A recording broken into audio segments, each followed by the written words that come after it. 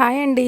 ఈరోజు ప్లెయిన్ శారీస్ ఇలాంటి శారీస్ వచ్చినప్పుడు ఏది ముందు ఏది వెనక అనేది మనకి అర్థం కాదు. అలాంటప్పుడు మనం ఎలా చెక్ చేసుకోవాలో ఈరోజుటి వీడియోలో చూడండి.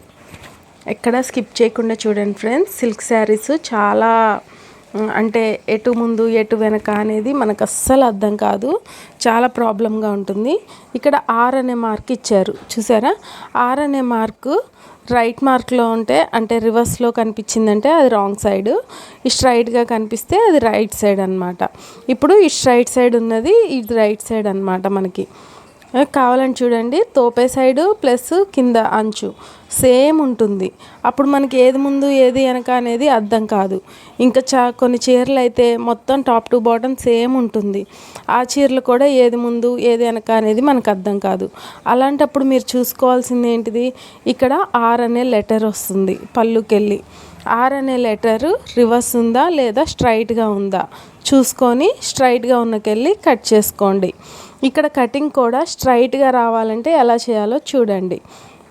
ఇలా కొంచెం కట్ చేసి ఒకటో రెండో పొరలు దారం పట్టుకోండి. ఒకటో రెండో, అంతకన్నా ఎక్కువ పట్టుకోవద్దు. ఒకటో రెండో దారం పట్టుకొని ఇట్లా లాగితే స్ట్రైట్గా లైన్ కనిపిస్తుంది మనకి. లైన్ వచ్చినట్టు లైన్ మార్క్ పడిద్ది. ఆ లైన్ మీద నుంచి మనం కట్ చేసుకుంటూ వెళ్ళాలి. ఇక్కడ వీడియోలో మీకు కనిపించకపోవచ్చు, కానీ ఎప్పుడైనా శారీ కట్ చేసేటప్పుడు అలా లాగి చూడండి. లాగి చూస్తే మీకు అర్థమవుతుంది. స్ట్రైట్గా కొంచెం గ్యాప్ వస్తుంది అన్నమాట. లైన్ పొర పడిద్ది. ఆ పొర మీద నుంచి కట్ చేసుకుంటూ వెళ్ళాలి. అప్పుడే మనకి స్ట్రైట్ లైన్ అనేది వస్తుంది. స్ట్రైట్ లైనే ఎందుకు అంటే శారీ కట్టేటప్పుడు స్ట్రైట్గా ఉంటేనే మనకి కంఫర్టబుల్గా ఉంటుంది. అప్పుడు మనం ఏంటంటే కస్టమర్స్కి నీట్ ఫినిషింగ్ ఇవ్వడానికి ట్రై చేయండి. ఎలా పడితే అలా ఇస్తే నెక్స్ట్ టైం కస్టమర్స్ రారు. ఇక్కడ తోపే సైడ్ అయితే ఎలా ఉన్నా కొంచెం అడ్జస్ట్ అవుతారు, కానీ పళ్ళుకెళ్ళి మాత్రం స్ట్రైట్గా ఉండాలి. ఎందుకంటే కుర్చీలు పోస్తారు కదా, బయట చొంగు కుర్చీలు అంటారు. అవి పోసేటప్పుడు స్ట్రైట్గా ఉంటేనే కుర్చీలు అనేవి కరెక్ట్గా వస్తుంది. లేకపోతే నీట్ ఫినిషింగ్ అనేది రాదు. అప్పుడు మనకి కస్టమర్స్ అనేది తగ్గిపోతారు. మనకు కస్టమర్స్ ఎక్కువ రావాలంటే మనం ఇవ్వాల్సింది first of all neat finishing అన్నమాట.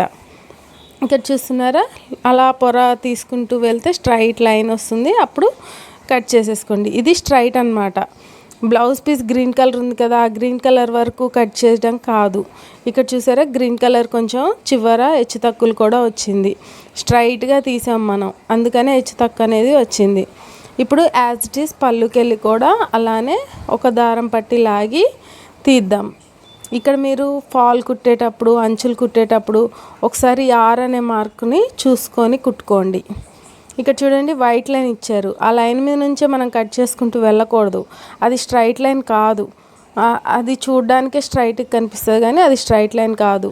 మళ్ళీ సేమ్ అలానే కొంచెం కాటు పెట్టుకొని దారం పీకండి. దారం పీకితే మనకి స్ట్రైట్ లైన్ అనేది పొర పడిద్ది. ఆ పొర మీద నుంచి కట్ చేసుకుంటూ వెళ్ళిపోండి.